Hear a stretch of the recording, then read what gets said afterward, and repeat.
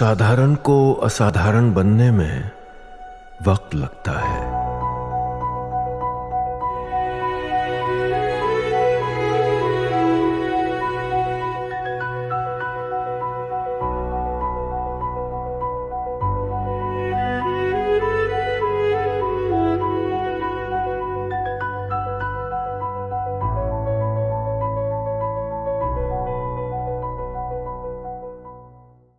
क्योंकि सार्क देशों में मालदीव भी शामिल है, जो अब भारत के पाले में आ चुका है। पीएम मोदी की धमाकेदार डिप्लोमेसी को देखकर चीन और पाकिस्तान तनाव में होंगे। खासकर पाकिस्तान को यह पता है कि आज नहीं तो कल पीएम मोदी फिर पाकिस्तान को धोएंगे। शायद इसलिए पाकिस्तान की सरकार से लेकर वहां की सेना तक हर कोई कुछ दिन में चीन की तरफ दौड़ा दौड़ा चला जाता है। पहले पाकिस्तान के डिप्टी पीएम चीन गए थे, अब पाकिस्तान का फर्जी फील्ड मार्शल असीम मुनीर दौड़ा दौड़ा चीन पहुंच गया। मुनीर ऐसे वक्त में चीन गया है जब पीएम मोदी भी लगातार डिप्लोमेटिक दौरे पर है। इधर मोदी ब्रिटेन के बाद मालदीव पहुंचे, उधर असीम मुनीर दौड़ा दौड़ा चीन पहुंच गया। चीन से पहले असीम मुनीर अमेरिका गया था, आपको याद होगा। वो इसी हफ्ते श्रीलंका और इंडोनेशिया भी जाएगा। असीम मुनीर ऐसे दौरे करके मैसेज दे रहा है कि पाकिस्तान में सब कुछ वही चला रहा है। लेकिन असीम मुनीर यह सोचकर चीन गया था कि उसका गर्मजोशी से स्वागत होगा, कोई रेड कार्पेट वगैरह बिछाया जाएगा। लेकिन चीन दौरे पर मुनीर की जमकर किरकिरी हुई। चीन के विदेश मंत्री वांग यी की बॉडी लैंग्वेज ही बता रही थी कि मुनीर की क्लास लगने वाली है। वैसे तो मीटिंग में मुनीर ने चीन के साथ दोस्ती को भाईचारे पर आधारित बताया, चीन के साथ पार्टनरशिप को चट्टान की तरह मजबूत बता दिया, चीन को आयरन ब्रदर तक बता दिया। लेकिन चीन के विदेश मंत्री ने मुनीर से पाकिस्तान में चीन के प्रोजेक्ट्स में हो रही देरी पर नाराजगी जताई, पाकिस्तान में चीन के नागरिकों पर जो हमले हो रहे हैं उस पर नाराजगी जताई, पाकिस्तान पर वादा खिलाफी का आरोप लगाते हुए नाराजगी जताई, पाकिस्तान को अपने घर के आतंकी खतरे के लिए डांट भी लगाई। चीन ने पाकिस्तान में सीपेक समेत कई प्रोजेक्ट में इन्वेस्ट कर रखा है, पाकिस्तान को अरबों डॉलर का कर्ज दे रखा है। ऑपरेशन सिंदूर के दौरान भी चीन ने पाकिस्तान की मदद की थी, लेकिन पाकिस्तान अपने ही देश में चीनी नागरिकों और चीन के प्रोडक्ट्स को बचाने में फेल रहा। मार्च 2024 में उत्तरी पाकिस्तान में एक आत्मघाती बम हमले में 5 चीनी वर्कर की मौत हो गई थी। नवंबर 2024 में कराची में 2 चीन के नागरिकों की पाकिस्तानी गार्ड ने गोली मार के हत्या कर दी थी। अक्टूबर 2024 में कराची हवाई अड्डे के बाहर आत्मघाती विस्फोट में 2 चीनी इंजीनियर मारे गए थे। मार्च से जुलाई 2025 के बीच ही कम से कम 4 बार चाइनीज नागरिकों को निशाना बनाया गया। पाकिस्तान से जब खुद को बचा नहीं पा रहा है तो वो चीन को क्या ही बचा पाएगा। इसलिए चीन पाकिस्तान की क्लास लगा रहा है कि इतनी भीख मिलती है, कम से कम उसके लोगों को तो बचाओ भाई, तुमको इतना भीख दे रहे हैं। एक तरफ पाकिस्तान की बेइज्जती पर बेइज्जती हो रही है, दूसरी तरफ भारत का सम्मान पर सम्मान। लेकिन इसके बावजूद भारत में गजब की पॉलिटिक्स चल रही है और उसी से जुड़ा अब अगला चैप्टर खोल रहा हूं। इधर राहुल की डस्टबिन वाली पॉलिटिक्स, उधर खड़गे ने मान लिया कि मोदी ने मिट्टी में मिला दिया है क्या। राहुल गांधी मिक्स जाति के हैं, किस कांग्रेस नेता ने गजब का दावा ठोक दिया। आज संसद फिर क्यों नहीं चली, क्या बवाल हुआ है, राहुल गांधी कौन सी ओबीसी वाली पॉलिटिक्स लेकर आए हैं, अब इसका चैप्टर खोलता हूं। पूरी दुनिया आज की डेट में भारत को बेस्ट बता रही है, लेकिन भारत में देखिए क्या हो रहा। पूरा इंडी गठबंधन यह बताने में जुटा है कि भारत में सिस्टम कितना खराब है। जिस चुनाव आयोग का नाम दुनिया भर में है, उस चुनाव आयोग को इंडी गठबंधन सिर्फ इसलिए घेर रहा है क्योंकि चुनाव आयोग बिहार में वोटर लिस्ट का रिवीजन करवा रहा है। बिहार में हो रहे वोटर वेरिफिकेशन के खिलाफ इंडी गठबंधन का प्रोटेस्ट आज भी चला। चुनाव आयोग के खिलाफ नारेबाजी की जा रही है, एसआईआर को लोकतंत्र पर वार बताया जा रहा है। आप यह भी देखिए कि एक तरफ वोटर वेरिफिकेशन पर बवाल किया जा रहा है तो दूसरी तरफ कांग्रेस जाति की राजनीति को धार दे रही। आज दिल्ली में कांग्रेस का एक बड़ा कार्यक्रम हुआ जिसमें राहुल गांधी ने खुलकर ओबीसी पॉलिटिक्स की। इस कार्यक्रम में राहुल गांधी ने फिर से जाति जनगणना की बात की। राहुल गांधी के साथ खड़गे ने भी पीएम मोदी पर जमकर निशाना साधा। लेकिन सवाल यह है कि एसआईआर और जाति वाली राजनीति के दम पर इंडी गठबंधन नरेंद्र मोदी के सामने कितना टिक पाएगा, आज आपको विस्तार से यह बताऊंगा। और एसआईआर पर विपक्ष के आरोपों का फैक्ट चेक भी करेंगे।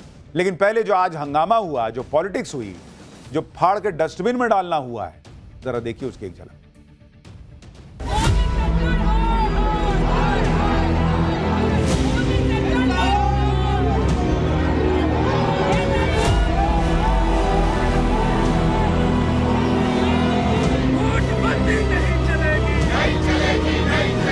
आज यहाँ शपथ लेते हैं, वैसे ही लड़ेंगे जैसे हमारे पुरखों लड़े।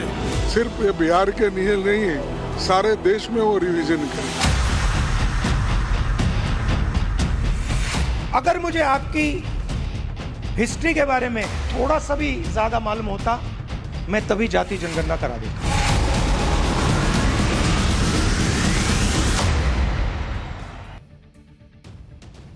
आज संसद के मॉनसून सत्र का 5वां दिन था, लेकिन आज भी इंडी गठबंधन ने बिहार के वोटर वेरिफिकेशन के मुद्दे पर यानी एसआईआर का जोरदार विरोध किया। संसद फिर नहीं चल पाई। इंडी गठबंधन के नेताओं ने संसद भवन परिसर में गांधी जी की प्रतिमा के पास जमकर नारेबाजी की। सभी के हाथों में एसआईआर का पोस्टर था और एक बैनर जिस पर लिखा था एसआईआर लोकतंत्र पर वार है। राहुल गांधी, मल्लिकार्जुन खड़गे, प्रियंका वाड्रा, रामगोपाल यादव, मनोज झा, डिंपल यादव जैसे कई नेताओं ने इस प्रोटेस्ट मार्च में हिस्सा लिया। इसके बाद सारे नेताओं ने एसआईआर वाले पोस्टर को फाड़-फाड़ के डस्टबिन में डालना शुरू कर दिया। मतलब यह दिखाने की कोशिश कर रहे थे कि एसआईआर को कूड़ेदान में फेंक देना चाहिए। राहुल गांधी, प्रियंका वाड्रा और मल्लिकार्जुन खड़गे सभी ने एसआईआर वाले पोस्टर को डस्टबिन में डाला। मल्लिकार्जुन खड़गे ने तो एसआईआर के पोस्टर को फाड़ के डस्टबिन में डाला, यानी पूरा ड्रामा क्रिएट किया गया और यह जताने की कोशिश की गई कि एसआईआर के जरिए चुनाव आयोग कितना बड़ा, मान लीजिए कि इनकी नजर में अपराध कर रहा है। सुनिए एक बार इंडी गठबंधन के नेताओं। हमारे चुनाव आयोग को ये सोचना होगा कि उसका आदर्श बांग्लादेश का चुनाव आयोग नहीं होना चाहिए। इलेक्शन कमीशन मनमानी कर रहा है क्योंकि सरकार के कहने पे चल रहा है, और जो फ्री एंड फेयर इलेक्शन का जो पूरे देश में जो मामला है, कहीं ना कहीं जो डेमोक्रेटिक सेटअप है देश को, उसको ठेस पहुंचाने का काम ये सरकार कर रही है। वेरी अनफेयर, और ये कम्प्लीटली अपने आप को बेनिफिट करने के लिए बीजेपी कर रही है। इससे पहले आपने महाराष्ट्र में एक प्रयोग किया और लूट की सरकार बना ली, अब बिहार में वही प्रयोग करना चाहते हैं। विपक्ष एकजुट है, हम लूटने नहीं देंगे। इंडी गठबंधन बिहार में हो रहे एसआईआर का विरोध किए जा रहा है और चुनाव आयोग पर हमले कर रहा है, चुनाव आयोग पर मनमाने आरोप लगा रहा है। लेकिन चुनाव आयोग ने अब जो फैसला लिया है उससे इंडी गठबंधन को झटका लगने वाला है। चुनाव आयोग अब पूरे देश में एसआईआर कराने जा रहा है। चुनाव आयोग ने कह दिया है कि अपने संवैधानिक अधिकार के तहत वोटर लिस्ट की अखंडता की रक्षा के लिए अब पूरे देश में विशेष गहन परीक्षण यानी एसआईआर शुरू करने का निर्णय लिया गया। देश के बाकी हिस्सों में एसआईआर के लिए शेड्यूल सही समय पर जारी भी कर दिया जाएगा। चुनाव आयोग के इस फैसले से इंडी गठबंधन को जैसे करंट लग गया। अभी तक बिहार के लिए हंगामा कर रहे थे, सुप्रीम कोर्ट जा रहे थे, लेकिन अब पूरे देश में एसआईआर होगा और चुनाव आयोग को इसका संवैधानिक अधिकार भी है। ऐसे में इंडी गठबंधन कह रहा है कि बीजेपी डर गई है और अपनी सत्ता बचाए रखने के लिए इस तरह के काम कर रही है। सुनिए मल्लिकार्जुन खड़गे को। ये लोग डर के मारे आज ये रिवाइज करने की जो कोशिश कर रहे हैं, ये बहुत बुरी बात है। इससे देश का भी नुकसान होता है और लोकतंत्र का नुकसान होता है, और संविधान के तहत ये लोग नहीं चल रहे। वो अपने हुकूमत को बचाने के लिए बहुत से चीज़ें कर रहे हैं, लेकिन ये ठीक नहीं है। आज उन्होंने एक सर्कुलर निकाला, सिर्फ ये बिहार के लिए नहीं है, सारे देश में वो रिवीजन करेंगे, तो ये ठीक नहीं। यही लोग कुछ दिन पहले बैठ के कह रहे थे, तेजस्वी यादव वगैरह, कि उनको एसआईआर से प्रॉब्लम नहीं है, एसआईआर के तरीके से प्रॉब्लम है कि चुनाव के ठीक पहले क्यों है। तो भाई अब तो चुनाव बहुत जगह नहीं है, इस साल तो सिर्फ बिहार में चुनाव है, उसके बाद बंगाल में अगले साल है, फिर कहीं कहीं और होगा। तो पूरे देश में अब बहुत चुनाव के बहुत पहले एसआईआर हो जाएगा, तब क्या दिक्कत है। दूसरा कि ये सुप्रीम कोर्ट गए हुए हैं, सुप्रीम कोर्ट ने कहा कि चुनाव आयोग संवैधानिक अधिकार का इस्तेमाल करके एसआईआर कर रहा है, सुप्रीम कोर्ट ने उस पर रोक नहीं लगाई। तो फिर ये लाल किताब संविधान का क्या लहराते हैं जब संविधान को मानना ही नहीं है इन लोगों को। इंडी गठबंधन का आरोप है कि एसआईआर के जरिए वोटरों के नाम वोटर लिस्ट से काटे जा रहे हैं, जबकि चुनाव आयोग इस पर सफाई दे चुका है। आज ही चुनाव आयोग ने आंकड़े जारी किए, बिहार में एसआईआर कितनी स्पीड से हुआ है आप इसको देखिए। चुनाव आयोग के मुताबिक 24 जून को बिहार में एसआईआर कराने का आदेश दिया गया था। एक महीने के अंदर बिहार के 99.8% मतदाताओं को कवर किया गया है। 7 करोड़ 23 लाख मतदाताओं के फॉर्म्स को डिजिटाइज किया गया है। बचे हुए वोटर्स का वेरिफिकेशन 1 अगस्त तक कर लिया जाएगा। एसआईआर से पता चला है कि बिहार में 22 लाख मतदाता जीवित नहीं है। 7 लाख मतदाताओं के नाम एक से ज्यादा जगह मिले हैं। 35 लाख वोटर हमेशा के लिए बिहार से जा चुके हैं। यानी एसआईआर से बिहार के मतदाताओं की सारी जानकारी चुनाव आयोग को मिल चुकी है और अब इसी जानकारी के हिसाब से वोटर लिस्ट बनेगी जो पूरी तरह से सही होगी। यही बात सरकार भी कह रही है कि जो लोग जिंदा नहीं है उनके नाम वोटर लिस्ट में क्यों होने चाहिए। और सबसे बड़ा सवाल तो यह है भाई कि जो लोग जिंदा नहीं है, मर गए, उनका नाम वोटर लिस्ट से हटाया जा रहा है।